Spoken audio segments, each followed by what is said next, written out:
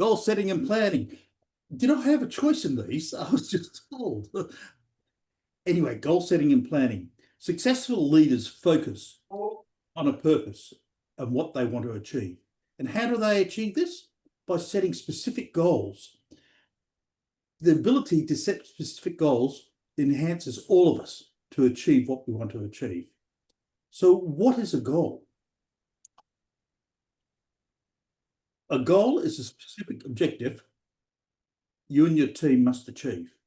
And okay, for an individual Toastmaster may think, well, I'm not in a team or running a team. But it's not just in Toastmasters, it's in your personal life. It's in your work life. It's everywhere that you need to achieve. Also, a plan is a blueprint for achieving these goals. So we're talking about goals. What are goals? What are the characteristics of a goals? They don't have to be overcomplicated. One that I think you can all relate to is for a club president or a committee member to have a goal for this Toastmaster year to be a distinguished club by June 30 by reviewing and updating the club success plan at the monthly committee meetings. That's pretty simple.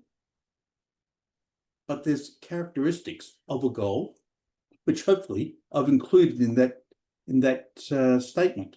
Firstly, a goal has to be specific.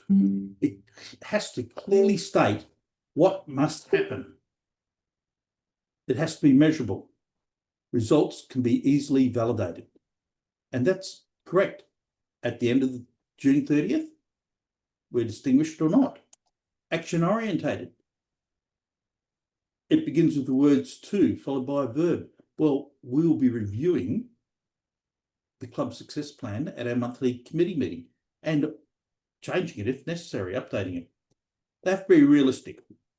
In my opinion, every club in WA should be aiming to be distinguished. It is challenging, yet practical and achievable. It's not too high or low. Like some clubs, I see Mark and Robin are here, Canning Vale, Fremantle Gateway, we're all going for President's Distinguished, but hopefully we'll all be mentally distinguished this year. So it is realistic. We can all get there. And lastly, time bounded. You have to have an end date. And our end date in the Toastmaster year is 30th of June.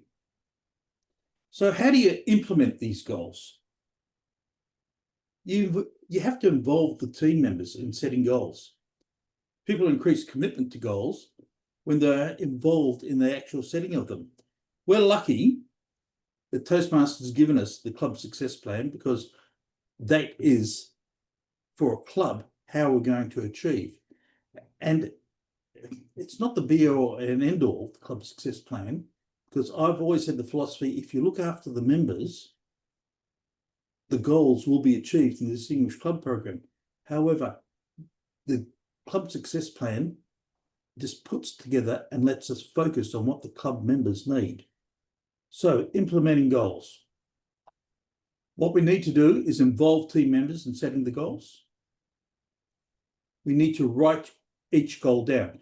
It's easier to remember, and with the club success plan, it's great. If you're a mentor to an individual member, though, you can just turn around and in Toastmasters level, mentoring level 4 and 5, there's the short-term, medium-term, long-term goals that all of the members can write down what they are for them individually, and the mentor helps the protege reach those goals in a time-bounded situation as well. Consider what you have to do to achieve the goals. If you go back to the example I talked about, to be a distinguished club, members have to go on and tick off the levels they've completed. And now they have to tick off the roles as well, which I think is a great advancement in the pathway system. But I believe there are so many members out there that haven't registered goals. I actually had a text message from one of our club officers today saying, need to get online with you tonight, Ross, because the new system's coming in on the 1st of November. Wrong, too late. It's already in place last week, because she's got about 4 levels that she needs to put in. Now she has to do all those roles and go back and work out when she'd done them. But you need to look at your members and keep on encouraging them to submit each of their levels when they're due. And next, regularly review progress. As I said, this can be done at the review of the club success plan, or if you're mentoring an individual member, at your weekly, fortnightly, monthly, however often you catch up with your individual person. Goal setting in the planning process is an interesting area. There are certain rules, or not reasons, why planning is important. Firstly, planning reinforces goals, so you can turn around and put them in the forefront of everyone's mind. Leaders always remember the goals. Keep on reminding your members of their goals, because if they lose sight of their goals, they're not going to achieve them. And then their progress within Toastmasters is not going to be as good or as fulfilling as it should be. Makes leaders more future orientated. Enables leaders to coordinate decisions without consequences, considering the effects on the future. You need to plan for the future. It's an ever-changing world. When I joined Toastmasters 20 years ago, and there's a few of us here that have been members 20 years or longer, we didn't have Zoom. Things change. It's always changing. The education system's changing. All very positive actions. So we have to be future orientated. Enables leaders to coordinate decisions. Without planning, resources are often overused or wasted, putting strain on deadlines, stress levels. But leaders who use a wise use of manpower and materials have a happier workplace and productive process. And that's relatable for our clubs as well. We could be putting so much effort into unproductive areas. We've got to look after our members, have them set their goals and reach their goals. And the thing is, Ralph Smedley, there's a quote, if we look, the club that's losing members has got something wrong with the club. And I think that problem is that we're not looking after the individual members' goals and why they joined the club. So we have to have this planning process and goal setting for all of our members and make sure we're addressing it as well. Planning process. Sorry, 5 steps to planning. First, you have to establish strategies. By this, you have to identify how you're going to achieve these goals. List specific steps that you need to get to achieve a goal. And you can do this with an individual member as well.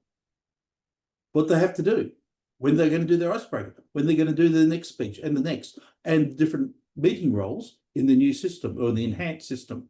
Set a timeline. You have to have a timeline. We've just implemented at my home club that within the first 3 months, we've got 4 objectives that every new member has to do. And I know other clubs have got this as well. Assign responsibilities. Don't take it all upon yourself. Share the responsibilities around. Delegate. Anticipate obstacles as well. Good leaders think about potential problems. Look forward. See those problems and how you're going to address them. And lastly, modify the plan as necessary. And that's the beauty of the new club success plan, because you can sit there and change it. It's a living document. And we do that at every one of our monthly Zoom committee meetings. Next, involvement. You have to get everyone involved. Exercise creative ability. I have to speed along here, sorry. Apply problem-solving skills that you can use with all the goals, and encourage increased commitment to achieve the established goals. The Distinguished Club Program is ideal for this because we have got the club success plan. It's not the be and end all, but it gives us a focus of where we're going to go. But we need to share these goals with our individual members so that they can meet their individual goals. And I'd say if all clubs did that worldwide, we'll have less membership, we'll have an increased membership retention because they're engaged in the goal setting program.